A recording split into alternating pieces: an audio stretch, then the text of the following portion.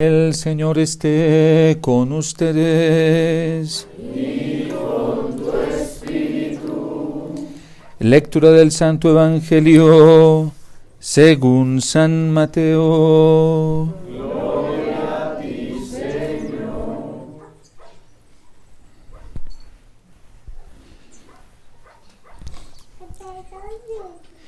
Un día salió Jesús de la casa donde se hospedaba y se sentó a la orilla del mar. Se reunió en torno suyo tanta gente que él se vio obligado a subir a una barca donde se sentó mientras la gente permanecía en la orilla. Entonces Jesús les habló de muchas cosas en parábolas y les dijo: Una vez salió un sembrador a sembrar, y al ir arrojando la semilla, unos granos cayeron a lo largo del camino. Vinieron los pájaros y se los comieron. Otros granos cayeron en terreno pedregoso que tenía poca tierra. Ahí germinaron pronto, porque la tierra no era gruesa. Pero cuando subió el sol, los brotes se marchitaron y como no tenían raíces, se secaron. Otros cayeron entre espinos, y cuando los espinos crecieron, sofocaron las planticas. Otros granos cayeron en tierra buena y dieron fruto, unos 100 por uno, otros 70 y otros 30. El que tenga oídos para oír, que oiga. Después se le acercaron sus discípulos y le preguntaron: ¿por qué les hablas en parábolas? Él les respondió: a ustedes se les ha concedido conocer los misterios del reino de los cielos, pero a ellos no. Al que tiene se le dará más y nadará en la abundancia. Pero al que tiene poco, aún eso poco se le quitará. Por eso les hablo en parábolas, porque viendo no ven y oyendo no oyen ni entienden. En ellos se cumple aquella profecía de Isaías que dice: oirán una y otra vez y no entenderán. Mirarán y volverán a mirar, pero no verán, porque este pueblo ha endurecido su corazón, ha cerrado sus ojos y ha tapado sus oídos, con el fin de no ver con los ojos, ni oír con los oídos, ni comprender con el corazón, porque no quieren convertirse, ni que yo los salve. Pero dichosos ustedes porque sus ojos ven, y sus oídos porque oyen. Yo les aseguro que muchos profetas y muchos justos desearon ver lo que ustedes ven y no lo vieron, y oír lo que ustedes oyen y no lo oyeron. Escuchen pues ustedes lo que significa la parábola del sembrador. A todo hombre que oye la palabra del reino y no la entiende, le llega el diablo y le arrebata lo sembrado en su corazón. Esto es lo que significa los granos que cayeron a lo largo del camino. Lo sembrado sobre terreno pedregoso significa el que oye la palabra y la acepta inmediatamente con alegría. Pero como es inconstante, no la deja echar raíces y apenas le viene una tribulación o una persecución por causa de la palabra, sucumbe. Lo sembrado entre los espinos representa aquel que oye la palabra, pero las preocupaciones de la vida y la seducción de las riquezas la sofocan y queda sin fruto. En cambio, lo sembrado en tierra buena representa a quienes oyen la palabra, la entienden y dan fruto. Unos el 100 por uno, otros el 70 y otros el 30. Palabra del Señor. Gloria a ti, Señor Jesús.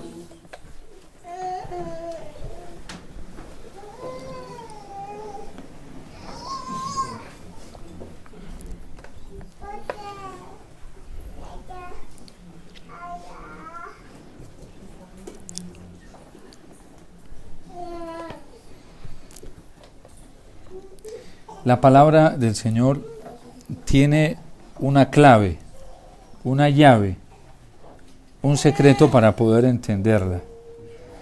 Y por eso, en cierto sentido, no todos tienen la capacidad de comprender el lenguaje en el que Jesús habla. Cuando los apóstoles caminaban con Jesús y lo veían hacer tantos milagros, tantos signos, tantos exorcismos, tantas curaciones, y escuchaban tantas enseñanzas del Señor, ellos iban ahí detrás, como llevados por la inercia.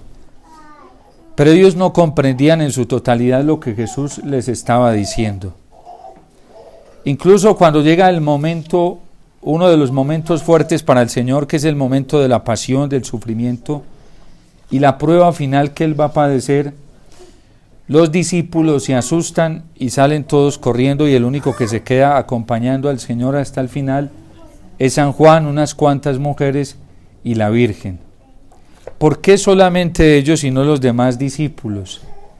Porque ellos no habían comprendido la palabra del Señor en el Antiguo Testamento, aunque la leían, la estudiaban, la meditaban, pero todavía no habían comprendido el significado.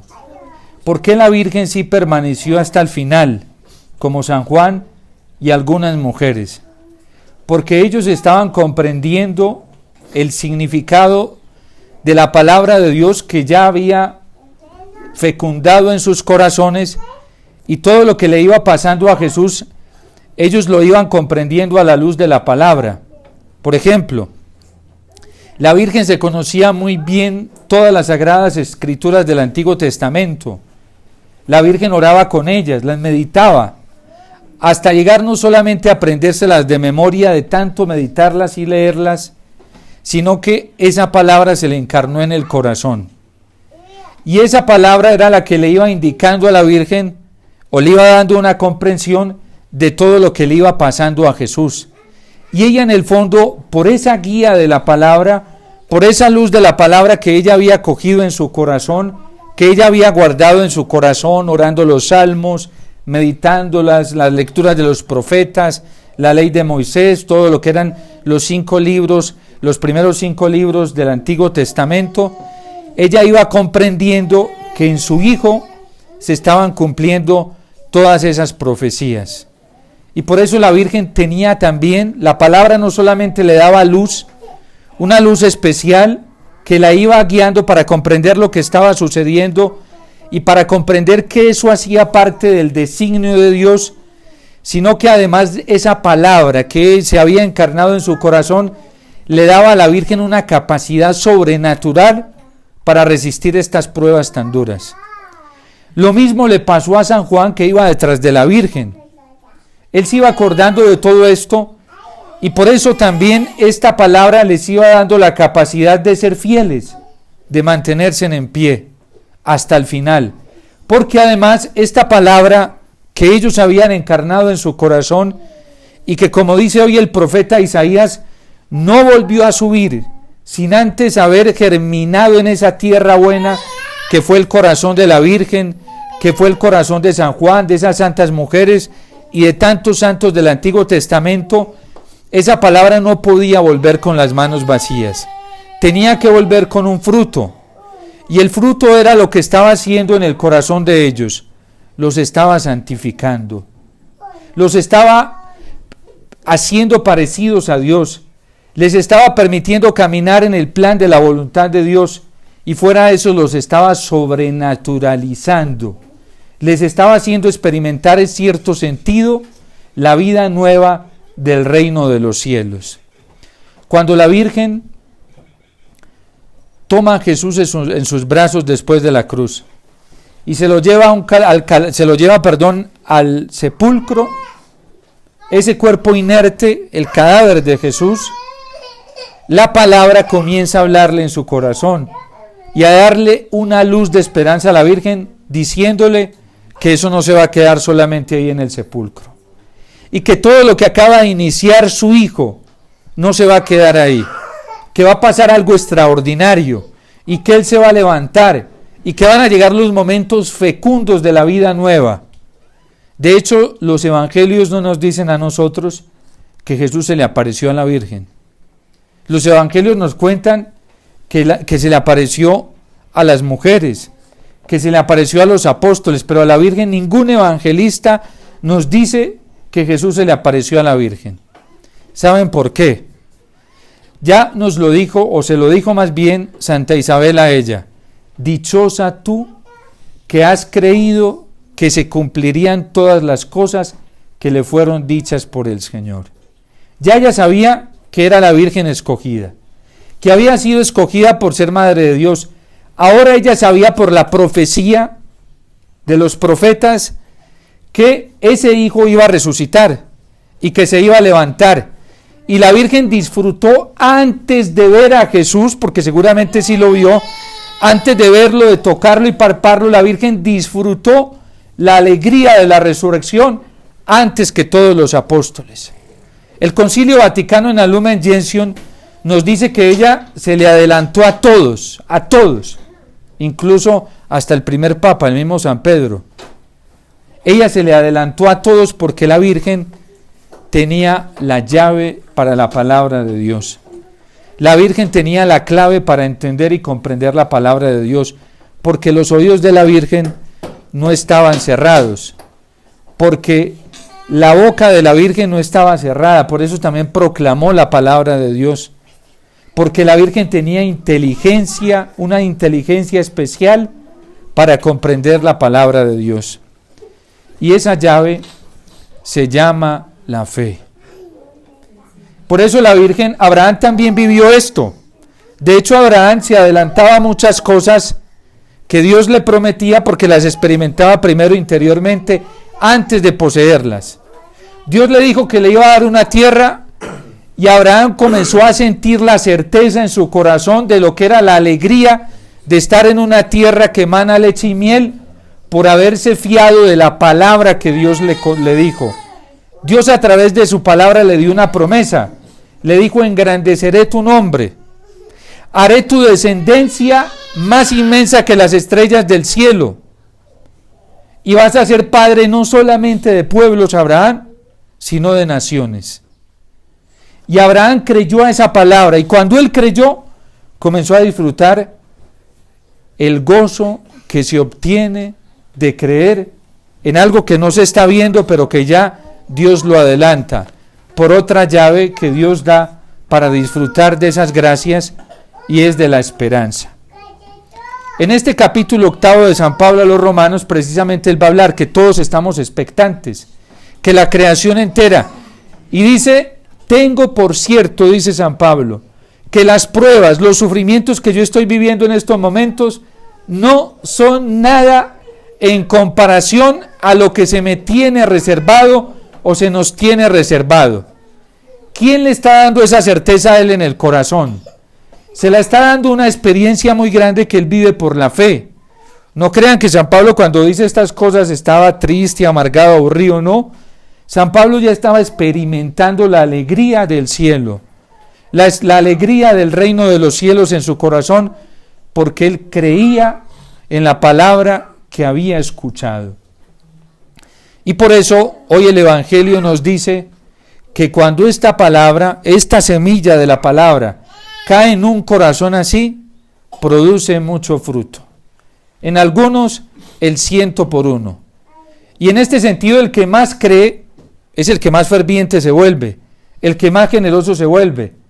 De hecho, los santos que están en el cielo no todos tienen el mismo nivel de gloria. Hay santos que tienen más gloria unos que otros, porque no todos creyeron con la misma dimensión a la palabra. Hubo unos que fueron más locos que otros, ¿sí? Y hubo unos que fueron más atrevidos que otros. Por ejemplo, Abraham fue atrevido cuando la palabra le dice: deja tu patria, tu tierra y tu familia y vente a una tierra que yo te voy a mostrar. Abraham fue osado porque dejó todo y salió sin pruebas, no tenía ninguna prueba humana. La prueba era la palabra de Dios solamente, pero fue osado. Y el Señor le dijo que iba a engrandecer sus bienes y salió y lo dejó todo. Y dijo: bueno, si Dios me lo dijo y me lo prometió, Él lo va a hacer. Y Abraham fue osado, fue de los más osados en el Antiguo Testamento. Tanto que a Abraham Dios no le dio mandamientos. ¿Saben por qué? Porque hablaban cualquier palabra que Dios le dijera, la obedecía inmediatamente. Después Dios tuvo que darle mandamientos al pueblo, porque el pueblo se había vuelto muy rebelde, no le creía a Dios. El pecado es fruto de la desconfianza en la palabra de Dios. Yo me acuerdo cuando yo trabajaba en el comercio, ¿sí? Y yo quería ser un gran empresario para ayudar mucha gente, muchísima, y quería tener familia, ¿sí? Quería casarme. Y un día, por estar buscando, porque me puse a buscar, por estar buscando, me encontré con esta palabra. Y me dijo: Omar, vente a una tierra que yo te voy a mostrar y yo voy a engrandecer tu nombre. Y yo te voy a hacer un gran empresario, pero a mi manera, ¿sí? Y vas a poder ayudar mucha gente, pero a mi manera, ¿sí? Y yo me puse de loco y osado a creer eso, ¿sí? Y cuando le dije al Señor, bueno, me dijo, pero tienes que dejar. ¿Y dejar qué? Dejar todo lo que tienes. Y yo me puse de osado a creer y dije, listo, yo lo dejo todo, ¿sí? Y en cuestión de menos de un mes organicé, yo administraba un almacén de una empresa, y dije, me voy, tanto que hasta mi mamá, que pedía por mi conversión, se asustó y creyó que me había enloquecido, ¿sí? Porque eso fue de un extremo a otro. Yo hacía tan solo unos días, consumía, tomaba, estaba en unos desórdenes, y me encontré con esa palabra, y me apareció, y me dijo, sígueme, y le dije, listo. Y yo dije, o es ahora o es nunca, porque después me pongo a pensar y me arrepiento. Y le dije, Señor, pero yo estoy enamorado y todo, y yo pienso en casarme. Me dijo, no, tienes que dejar, ¿sí? Tanto que para mí era una prueba muy grande, porque cuando llamé aquí me encontré pues una persona más osada todavía. Y era la madre Alicia, nuestra fundadora. ¿Te quieres venir, mijito? Cuando quieras, vente, ¿sí? Y yo me vine, cuando me vine para acá, me encuentro con la sorpresa de que la persona con la que había vivido una relación sentimental muy fuerte también se iba a venir para acá, para la comunidad. Y para acabar de ajustar, entraba el mismo día que yo entraba, ¿sí? Y yo le dije, pero tú no me dijiste que dejara y me vas a poner aquí la prueba, ¿sí? Bueno, y después no les voy a contar yo con detalles porque no hay tiempo, pero Dios es tan impresionante, ¿sí? Que me decía, no temas, cree en mi promesa, yo lo voy a hacer, tú cree, ¿sí? Y yo dije, listo, Señor, me fío, ¿sí? Y esta historia va a ajustar 19 años y yo estoy aquí ahora, y en realidad Dios me ha dado más familia que la que pude haber tenido con ella, mucho más. Yo tengo una cantidad de hijos e hijas espirituales, sí, muchos, muchísimos. Dios es fiel a la promesa, ¿sí? Como lo fue fiel a la promesa que le hizo a Abraham, como fue fiel a la promesa que le hizo a la Virgen, porque también a la Virgen le hizo unas promesas con el ángel. Él será luz de las naciones, reinará por los siglos de los siglos, será el Salvador de Israel. Y la Virgen creyó en esa promesa y fue osada y se metió.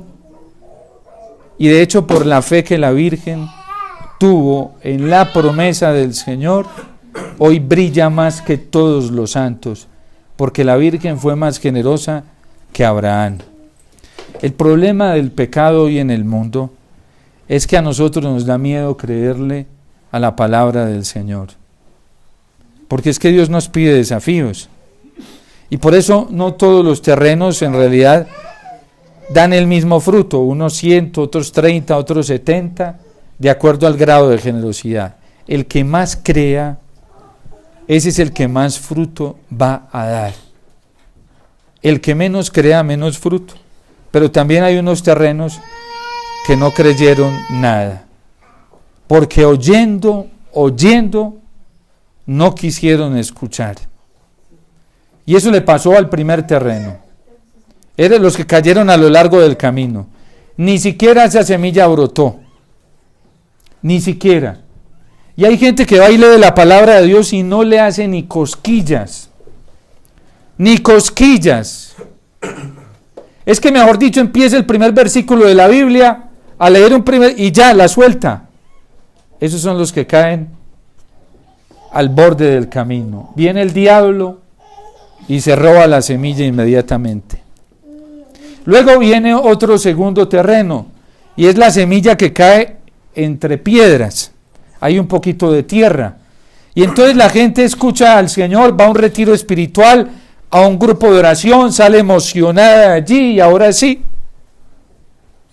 Pero como no tenía tierra profunda, aparece la tentación y la gente le da miedo. Y dice, no tiene tanto sentido aferrarse a esta palabra y lo que esta palabra dice. Porque la gente espera no tener tribulaciones y no tener cruz. Y eso así no funciona. Lo primero que nos garantiza el Señor en el camino de seguimiento a Él es la cruz y la tribulación. Y el primerito que viene cuando la semilla revienta a hacernos la vida imposible es el diablo. Y hay del que se deja intimidar por el diablo. Porque el que se deja intimidar perdió. Por eso el Señor dice, su palabra, esta semilla dice constantemente, no tengas miedo. Ayer nos decía, no le tengan miedo al que mata el cuerpo y no puede matar el alma. Téngale miedo al que mata alma y cuerpo, porque ese sí los conduce a la perdición y es el pecado. Entonces viene la tentación y se acaban las emociones. Hoy hay mucha gente en la iglesia, muchísima, no crean que es muchísima, que tiene mucho conocimiento intelectual de Jesús, mucho conocimiento intelectual, han estudiado la Biblia, saben vidas de santos, saben teología en todas las áreas de la teología, dogmática, moral, son maestros, usted los escucha, son eruditos en todo esto de la teología y de Dios, escucharon la palabra y eruditos. Otros, y conocen mucho, otros movidos por el sentimiento. Entonces el vínculo que tienen con lo religioso tiene que ser por el sentimiento. Entonces dicen, no, ese retiro estuvo espectacular porque sentí esto, vi esto. Entonces es un conocimiento sentimental de la palabra. Pero este tipo de personas les aparece la tentación, cualquier tentación contra cualquiera de los 10 mandamientos, y no son capaces de resistir. Por ejemplo, Dios nos encierra, o Jesús, la palabra de Dios, nos encierra todas las tentaciones que vivimos todos los seres humanos en 3. Poder, tener y placer. Entonces le aparece la tentación a alguien de la fama, de ser grande, pero no al estilo de Dios, sino al estilo del mundo. Tiene mucho conocimiento intelectual del Señor, tiene mucho conocimiento sentimental, pero aparece la fama y se los lleva. Y esta semilla se va muriendo, es una semilla que no sirve. Aparece, por ejemplo, la tentación, ese es el tercer terreno. Las preocupaciones de la vida, las riquezas, las seducciones del mundo. Miren, hoy en las redes sociales, la cantidad de gente católica que se hizo dependiente de los medios de comunicación para poder llevar la semilla e incluso negociando principios, esos son los de este terreno tercero que crece entre abrojos. Es una semilla que crece junto a los abrojos y ¿saben qué va haciendo? Los abrojos van sofocando poco, no la matan de una, la van sofocando poco a poco y ahí no va a haber virtud ni santidad y esos no van a terminar produciendo fruto. Por ejemplo, el poder, todo lo que signifique posesión de poder, de dominio en este mundo, de control en este mundo, no al estilo del Señor, porque ¿saben cómo ejerce Cristo el poder? Porque Él sí vino a ejercer poder y lo sigue ejerciendo a través de la humildad. ¿Cómo entraban los reyes a Jerusalén cuando venían después de un triunfo? Entraban montados en medio de algarabía y todos y les hacían fiesta. Y Jesús de hecho entra a Jerusalén montado en un pollino, ¿sí? Sencillo, y le hacen fiesta porque va para la batalla. Aquí lo estaban preparando para la batalla. Y todos gritaban en Jerusalén porque ¿saben qué creyeron ese día, ese domingo de Ramos? Que ahora sí se había acercado la liberación de la opresión romana. Entonces que este rey los iba a liberar de la opresión política, porque Roma era muy opresiva políticamente. Roma era opresiva económicamente, mantenía a los judíos y a todo el mundo tallados con los impuestos. Los tenía talladísimos. Lo que vivimos hoy, por ejemplo, en temas de impuesto y corrupción, no es nada a lo que se vivía en el mundo político de Roma. De hecho, Roma llegó a degradarse tanto, y era tanto el nivel de corrupción, que entre los mismos familiares se asesinaban por el poder. Los emperadores no se sentían seguros ni con sus mismos hermanos, ni con sus mismas mamás, porque era tanto el deseo de poder y de control, que hasta sabían que con su propia familia peligraban. Eso lo vivió Roma, y eso lo vivieron los cristianos. Los judíos pensaron que Cristo ese día entraba para liberarlos de este poder. Cuando Cristo les muestra cómo va a ejercer el poder, entregándose a los verdugos, humillándose, dejándote maltratar, dejándose calumniar, no le gustó a nadie esa forma de alcanzar la liberación. Y esta semilla, cuando crece en un terreno así, que solamente le interesa lo que ve, lo que palpa, lo vestigioso en el ámbito científico, técnico, positivista, esta semilla termina ahogándose. Y esta semilla nunca crece. Esta semilla no va a producir fruto. Esta semilla se queda estancada. Ayer, de esas cosas de la vida, estaba buscando algo y me apareció un corto video de una predicación muy corta de Monseñor, el de Nicaragua, se me fue el nombre,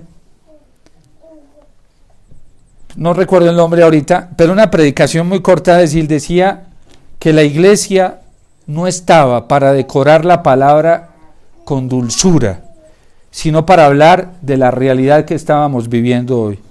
Y ponía el ejemplo de este monseñor, por ejemplo, Cristo, cuando Herodes quiere matarlo, dice, vaya, dígale a ese zorro, le dicen a Jesús, váyase de aquí que Herodes lo quiere matar, huya, escóndase, vaya, dígale a ese zorro lo que acaban de ver, que el Hijo del Hombre sigue curando y haciendo milagros, y lo seguirá haciendo hoy, mañana, y al tercer día resucitará. Pero muchas veces hoy los afanes del poder, de la fama, de mantenernos en ciertos niveles, nos lleva a sofocar la palabra. Y a nosotros no nos puede dar miedo morir por la palabra, porque si no, la palabra no va a producir fruto. No va a producir fruto. Nosotros, la palabra del Señor, que es la semilla buena, que es tirada en todo terreno, es constantemente atacada para que no germine. A nosotros no nos puede dar miedo. La Virgen no puso su esperanza en ningún poder de este mundo. La Virgen puso su esperanza en la promesa que le hacía la palabra de no tener miedo, porque ella iba a triunfar. Y cuando la Virgen creyó a esto, la Virgen fue grande y comenzó a experimentar los frutos del reino de Dios en su corazón. Por eso la conversión que nos pide el Señor a nosotros es una conversión real que debe llevarnos a creerle a la palabra. Si nosotros no le creemos a la palabra y a su promesa, el diablo nos va a asfixiar, el diablo nos va a intimidar y los cristianos nunca vamos a dar testimonio y se terminarán burlando de nosotros, como se burla la sociedad de hoy tan fácilmente de la iglesia y de muchos de nosotros los católicos. Todos estos poderes políticos hoy que están haciendo se ríen de nosotros. Se ríen porque ven lo incongruentes que terminamos siendo nosotros.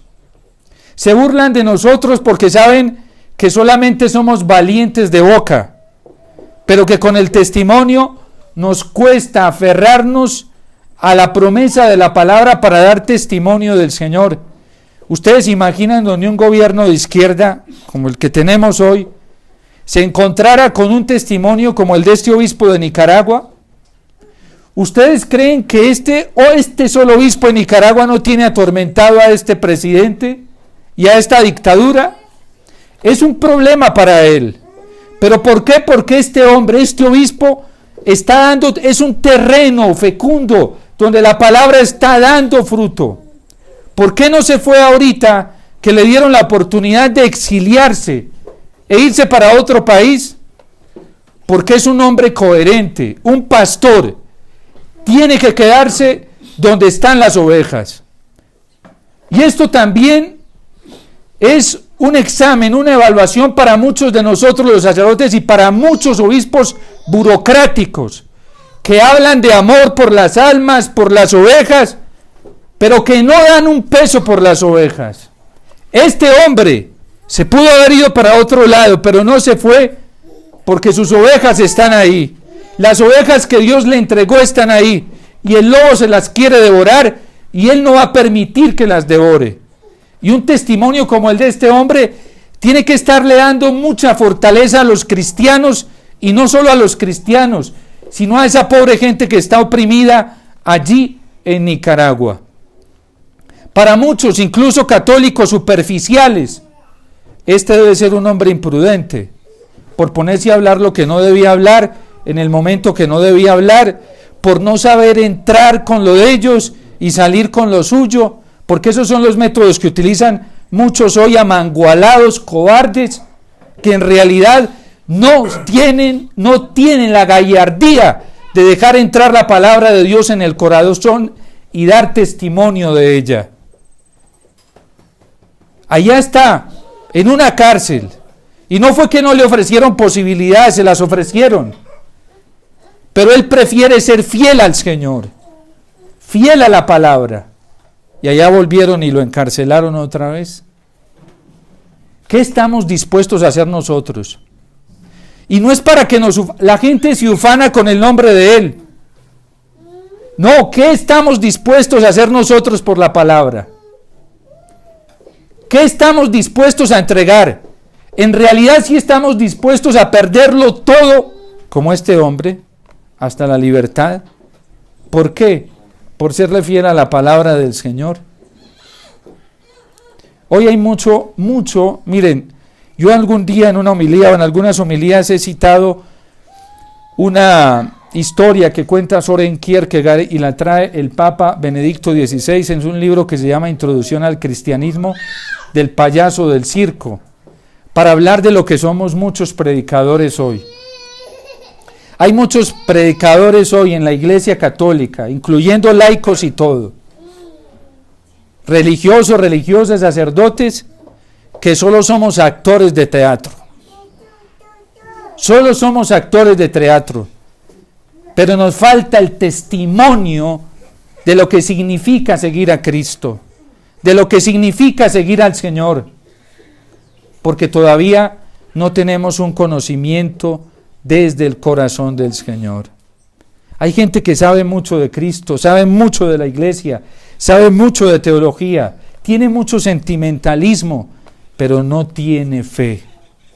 No tiene fe. Cuando uno no tiene fe, viene la tentación y le da 3 vueltas. Cuando uno tiene fe, hace como los santos: prefiero morir antes que pecar.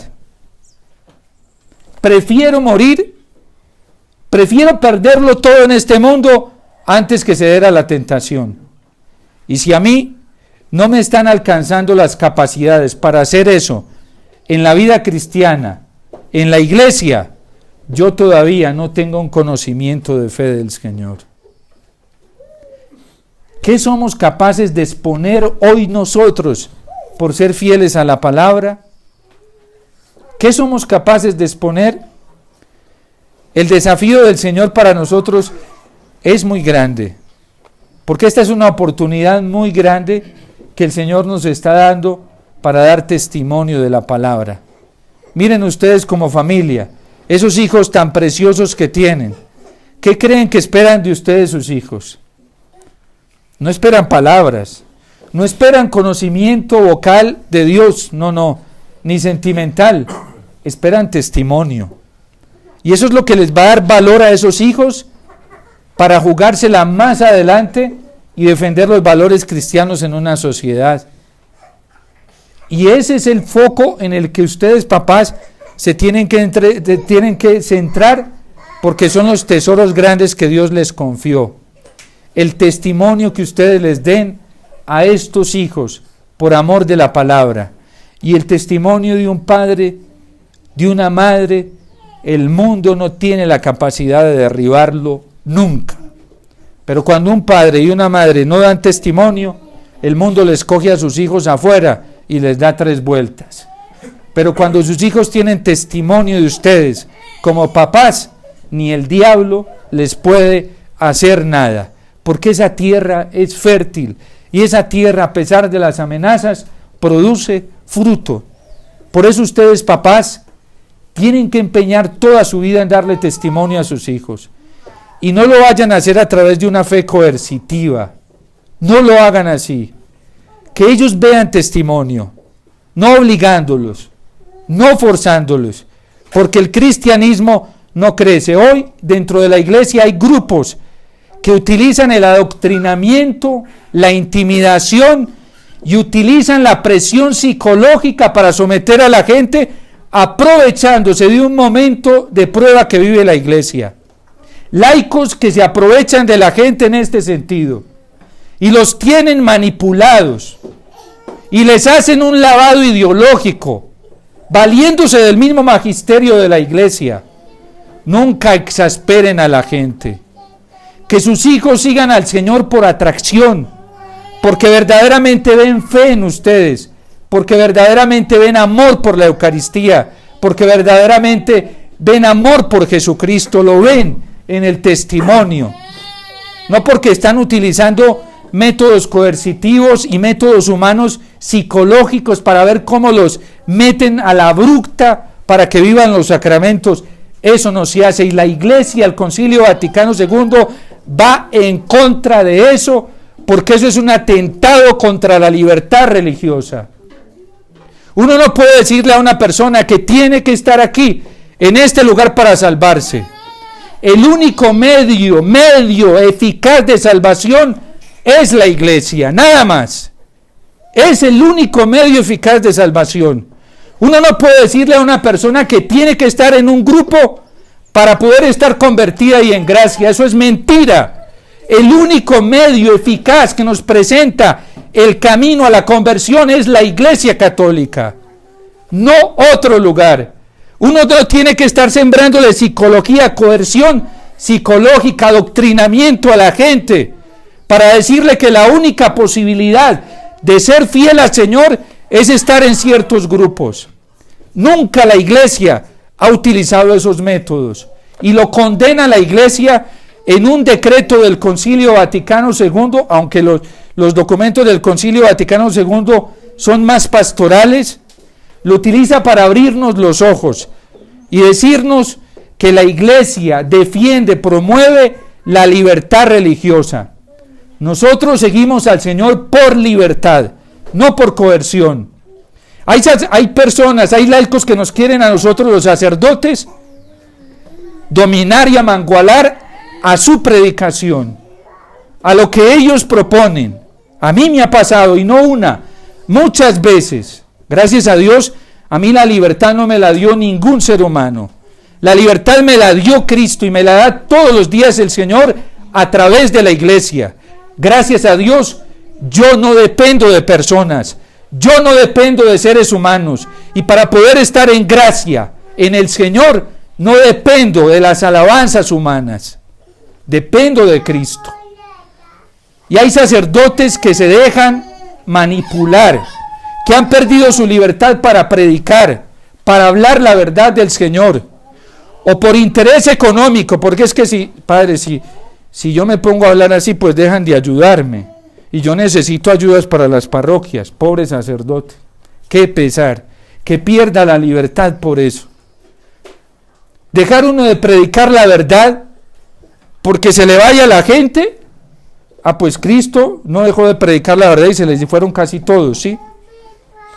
Pero es que Cristo fue libre. Padre, es que si me pongo a hablar de las redes sociales de estos temas y estos temas, pues YouTube me sanciona y hay sacerdotes que son así. Dejan de predicar. No, es que eso es prudencia. ¿Cuál prudencia? La prudencia no se confunde. Deberían ir a repasar el magisterio de la iglesia y la tradición de la iglesia. La prudencia no se confunde con el miedo ni con la disimulación. Y hay predicadores, sacerdotes que disimulan temas que deben denunciar para que no les quiten rating en las redes sociales. Esos no son verdaderos profetas, esos no son pastores, esos no son guías. Miren lo que le pasó a Monseñor Orlando, creo que se llama, de Nicaragua. ¿Ustedes qué creen que cómo eran las predicaciones de él en Nicaragua? Así, abiertas, predicando. Fue por eso que lo metieron a la cárcel. Y no crean que no le dijeron que se quedara calladito, que fuera prudente. Y quién sabe si hasta dentro de la iglesia hubo quienes lo intentaron callar. Porque la prudencia no se confunde con el miedo. La prudencia no se confunde con la disimulación. Hay gente que disimula la verdad y dice, no, es que estamos siendo prudentes. Prudentes, mentira redonda. Mentira redonda. Eso no es de Dios. Eso no es del Espíritu Santo. Eso no viene del Evangelio. Son personas que son esclavos de todos esos criterios de las redes sociales, esclavos de la gente, esclavos del mundo, pero no esclavos del Señor. Y esos no son terrenos donde la semilla está creciendo ni está fecundando. A nosotros nos llaman a morir. Y dice claramente el Señor que para vivir hay que morir. Si el grano de trigo no cae en tierra y muere, no puede producir fruto. Y ese es el testimonio que nos dejó el Señor y que nos han dejado los santos. Ustedes, papás, no tengan miedo a perderlo todo por ese tesoro que les dejó el Señor en los hijos, para educarlos con el testimonio de la fe, así lo pierdan todo. Yo recibo testimonios de personas, padre, es que ya me sacaron de aquí, yo ya no puedo estar aquí, por ser fiel al Señor, por vivir la palabra. Yo no tengas miedo, estás en la iglesia y la iglesia te ama, te acoge. ¿Qué es lo más importante? La iglesia es la madre y es la gran comunidad nuestra. Nosotros no tenemos que estar amangualándonos, no tenemos que estarle mendigando amor a nadie, solo a Cristo, y la iglesia nos muestra claramente a Cristo. Yo le preguntaba a alguien y le decía, ¿tienes sacramentos? Sí, padre. El párroco todavía te deja ir a la iglesia, sí, padre. El párroco todavía te da la oportunidad de confesarte, sí, padre. Puedes leer la Sagrada Escritura, sí, padre. Lo tienes todo. Lo tienes todo. La iglesia te has comulgado, no, padre. Si no te has comulgado, estás bien. Estás en comunidad, estás en la comunidad de nuestro Señor, que es la Iglesia Católica. Y es la gran comunidad de comunidades. Por eso nunca se desprendan de sus parroquias. Miren, hay gente en la iglesia. Yo acá en la diócesis he tenido la oportunidad de militar por muchas experiencias con laicos. No solo con uno, con muchos movimientos laicales. Y a veces una tentación de los movimientos laicales es separar al fiel de la parroquia. Eso es lo más terrible que pueden hacer. La parroquia es el vínculo de comunión con la Iglesia universal. Y hay gente que van apartando a los fieles de la parroquia. Al contrario, miren, nosotros los hijos del Fiat, todo el apostolado que hacemos, lo hacemos para que converja en la parroquia, en la iglesia. Porque es que las almas no son nuestras. ¿Sí? Son de Dios. Y son para la iglesia. A mí no me ordenaron sacerdote para la comunidad de los hijos del Fiat, me ordenaron para la iglesia. Me ordenan en la comunidad, presto mi servicio en la comunidad en un carisma específico para la iglesia. Y hay carismas muy raros hoy, muy raros dentro de la iglesia, demasiado raros, que no tienen esa luz de la comunión eclesial. Y eso es muy raro. Eso es muy raro porque si a uno lo desconectan de la parroquia, lo desconectan de la iglesia. Así esté nuestra iglesia como esté. Así esté la jerarquía como esté. Así pase lo que esté pasando con los sacerdotes. Mientras tengamos los sacramentos, peguémonos de ahí. Yo a la gente le digo, busquen la parroquia, busquen los sacramentos allí y ahí van a estar bien. Ahí van a estar bien. Pero no se dejen engañar ni confundir. Porque es que hay ciertas tendencias hoy a absolutizar ciertas doctrinas y entonces la gente no se salva si no está acá. Eso es herético. La gente no vive en gracia si no está acá. Eso no es eclesial, no es católico. La gente no se salva y no está en gracia si no viene acá. Eso es mentira. Donde nosotros recibimos la gracia plena es en la iglesia, a través de los sacramentos. A mí me pueden suspender como sacerdote y me pueden privar del ejercicio del ministerio sacerdotal, lo pueden hacer. Pero mientras yo esté en comunión con la iglesia y pueda seguir recibiendo los sacramentos, la Eucaristía, no me quitan nada, porque a mí lo que me ofrece la posibilidad salvífica son los sacramentos. Al Padre Pío no lo sancionaron, la misma iglesia lo sancionó. ¿Y qué sostuvo en la alegría, en la paz y en la fortaleza del Padre Pío todos esos años encerrado? Pues que no, a él no le quitó, la iglesia no le quitó la comunión, podía seguir comulgando, podía seguir confesándose. Nosotros no nos podemos aferrar a cosas que no nos debemos aferrar. Y absolutizar medios, eso es muy peligroso en un momento como estos. Padre, es que si no puedo estudiar en este lugar, en este otro, si no puedo tener mis... ¿Y qué? La mejor educación viene del hogar, la escuela perfecta para la iglesia, donde se educan mejor los hijos, es la familia, iglesia doméstica. Y no hay ninguna institución política que pueda igualar el certificado de la calidad de educación que reciben los hijos al lado de papá y de mamá. No hay ninguna institución política que pueda igualar eso. No hay una educación más perfecta, extraordinaria, bella, hermosa que la que dan los papás en el hogar. Por eso el Concilio Vaticano II, esto no es mío, esto es del Concilio Vaticano II en la Gaudium et Spes, dice que la tarea que tienen los papás en la educación de los hijos es una tarea que nadie la puede sustituir. Padre, pero este colegio es muy bueno, pero no es mejor que el colegio de papá y de mamá. Padre, pero este colegio es pero no es mejor que el colegio de papá y de mamá. Jamás, ni lo va a igualar, ni lo va a sustituir. Papá y mamá tienen una gracia de Estado para educar los hijos que no la tiene ninguna institución, que no la tiene ninguna persona, que no la tiene ningún catequista. Por eso yo le digo mucho a los papás, cojan a sus hijos, sálvenlos de tantas cosas arbitrarias que hay hoy, aún dentro de la iglesia, y comiencen a educarlos ustedes.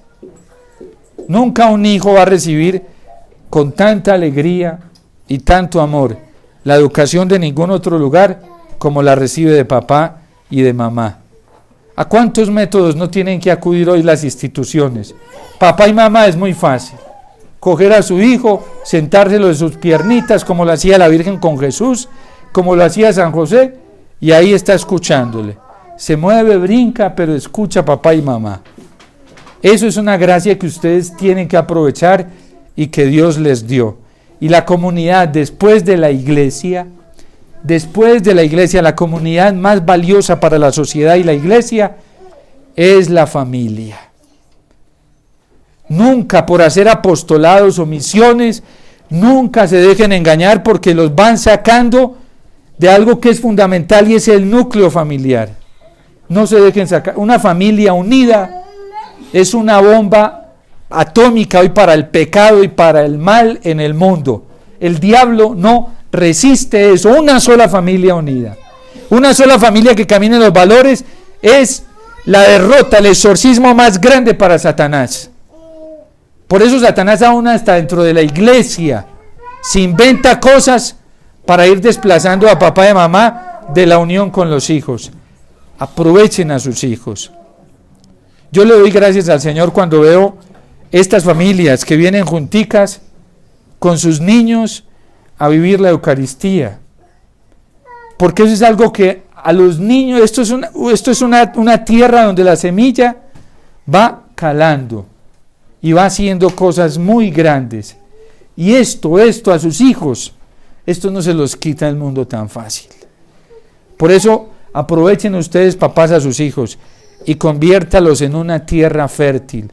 Que el mundo lo que necesita hoy es ver luz y ver la luz verdadera del Señor a través de ustedes. Ustedes no se imaginan, miren, aquí ha venido gente que a veces los ve a ustedes como familias y me dicen, jóvenes, me dicen, uy padre, tan bonito esas familias. Yo me quedo calladito, no les digo nada. Y ellos ni siquiera se dan cuenta del testimonio que dan, porque eso es una fuerza muy grande para el mundo. Y sobre todo cuando los ven viniendo a la Eucaristía, los ven juntos viniendo a la Eucaristía. Por eso para mí como sacerdote, si los niños brincan, van, vienen, para mí eso no es un tormento. Además los niños tienen una capacidad de comprensión y de conocer más amplia que la nuestra. Ellos tienen capacidad, moviéndose, de ser receptivos de muchas cosas que nosotros no somos capaces. Por eso hagamos de nuestros corazones, de los nuestros, tierras fértiles para que la semilla pueda producir mucho fruto, y lo va a producir. A Dios no lo hace con cosas masíficas, lo hace en el silencio, en la sencillez, con lo pequeño, y así va creciendo la semilla del Señor. Dios te salve María, llena eres de gracia, el Señor es contigo, bendita tú eres entre todas las mujeres, y bendito es el fruto de tu vientre Jesús.